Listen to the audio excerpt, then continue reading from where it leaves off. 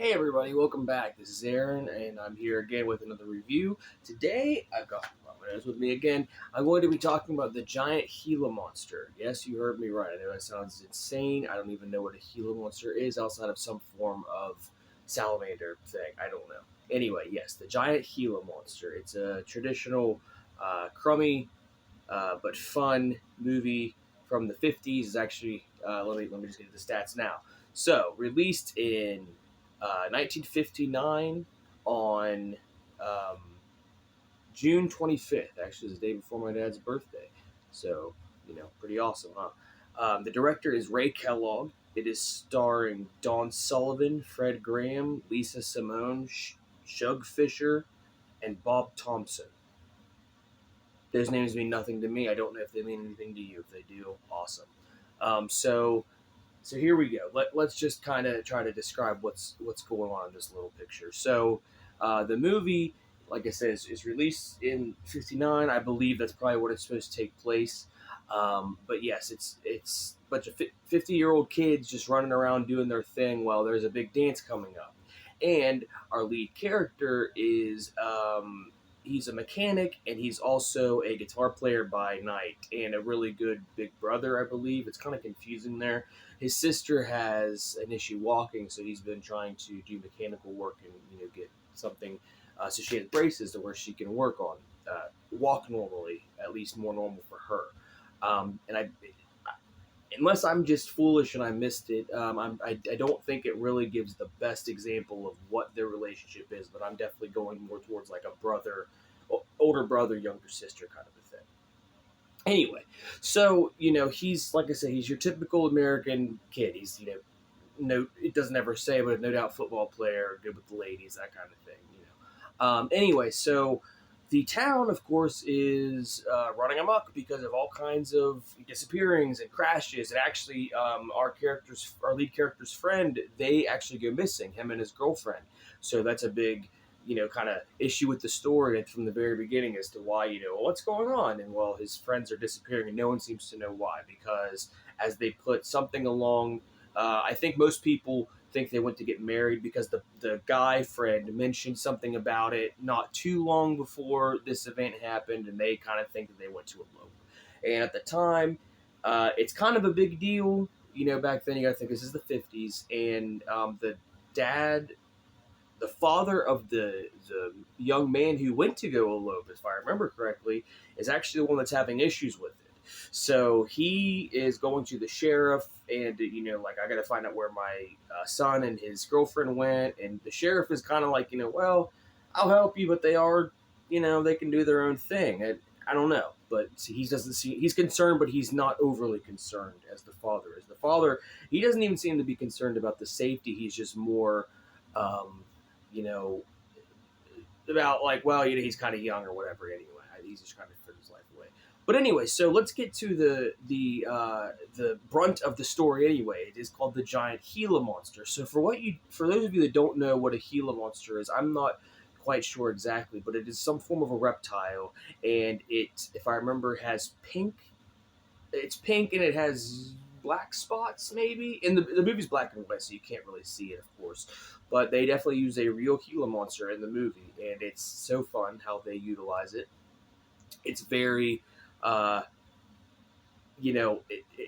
when you look at it scale wise, you can see how there's miniatures and stuff. And usually in a good production film, you can't see that. But with this, you can definitely see. The Gila Monster, comes around, and then like there's this little building that you would assume was basically a Lego set.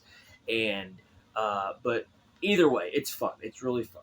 So, there we go on that one. So the Gila Monster is destroying the town, and no one really seems to know, that it is happening or why it's happening, because this doesn't happen in their town. So, let's a little bit more information about the lead character. He has this song, and it's I guess the best way to title is "The Lord Said, Let There Be Laugh, Children Laugh." Anyway, he sings that quite a number of times through the film. It's very funny just because of the way it is. I have nothing against the actor, nothing against his singing. It's not that bad. It's just it's humorous when you see the movie. You'll see the movie, and it's kind of like the Sharknado ish of this year, I guess. But I think it was more just they didn't have the greatest budget.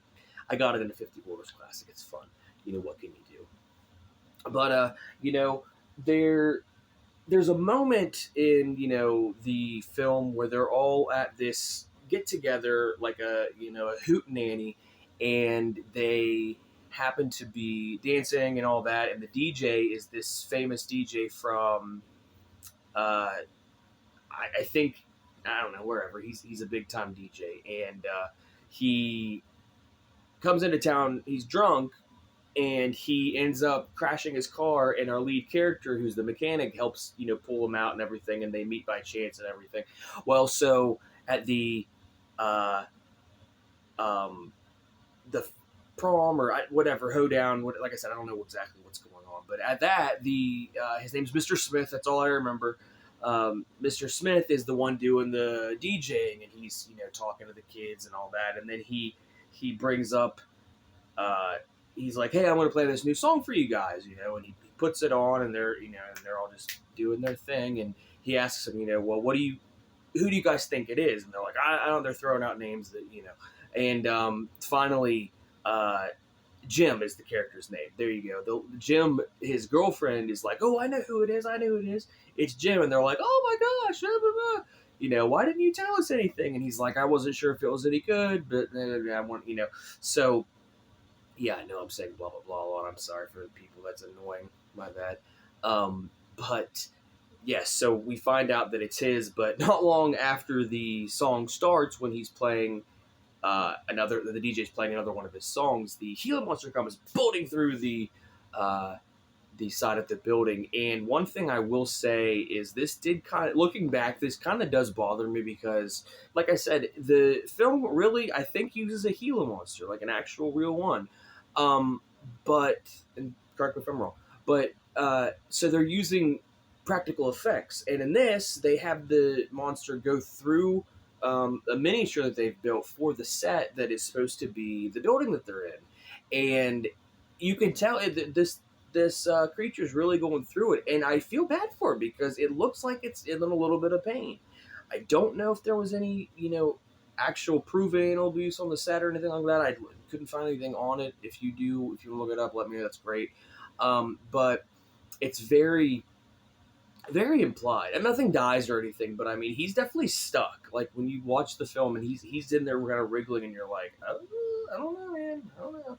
So that's another thing that kind of I wanted to bring up, just because it's very. I mean, if that's the case, that's horrible, and I feel bad. But if not, it just looks like a silly effect.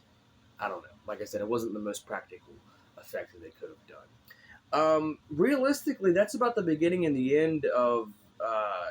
You know, I don't want to give too many spoilers away, so that's about the beginning and the end of what I can say. As far as how I felt about it, it's funny. It's really funny. It's definitely worth sitting down and getting a laugh if you're in the mood. It's only like an hour and a half, so it's definitely worth it. It is available on YouTube as of right now. Last I checked. So I mean, if it's not, I'm sorry, but if it is, obviously go out and check it out. It's only about an hour and a half of your time, and it's definitely worth it for one view. It's funny. Um, so yeah, like I said, definitely check that out. And the only thing that I can say, I don't know. I was gonna say I can't say anything negatively about it in a real manner. I could say things, but there's nothing criminal about it except for maybe the animal abuse. If that's the case, then like I said, then that's horrible and all that. But I couldn't find anything to substantiate that. If you guys do, let me know. Like I said, that'd be great. Well, it'd be horrible for the animal, but you know what I mean. But no, there you go. The giant Gila monster available on YouTube. Watch it, have a laugh. Don't watch it. I don't know. I hope you enjoyed the review. I'm going to give this one a 3 out of 10. Yeah, I wasn't expecting anything high off it, especially with a name like that. But the reason I'm giving it a 3 instead of a 2 is because, it did.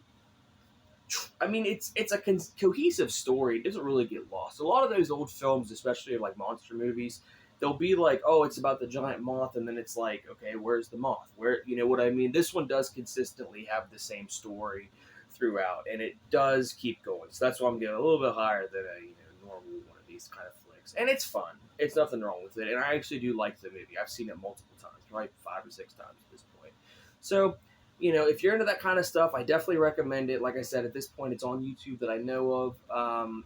If not, the only other place that I know for sure, other than probably buying the DVD, is buying the thing that I got it in actually when Radio Shack was still a thing. Yeah, I got this 50 horror classics, um, like box set DVD thing for like $3 or something, and that's how I figured it out. But it had the Phantom of the Opera on the cover, like the Lon Chaney senior. So I was like, oh, it's gonna be this kind of stuff, and there's like 3 actually known, well-made movies. So you get what you pay for. It's fun. It was worth it. There's other ones I might talk about, but yeah, like I said, thanks for listening, guys. Like and subscribe if you like what you heard. Give me some reviews in the comments that you might want to have me review. A movie that maybe I haven't heard of or isn't talked about as much, or maybe it's like The Hangover. You're like, what do you think about it? That's great. I can't promise when I'll get to them, but I'll try to get to them because I've got my own little list of my own that I want to get through. But yeah. Definitely check it out, guys. All right. Thank you. Have a good one. See you next time.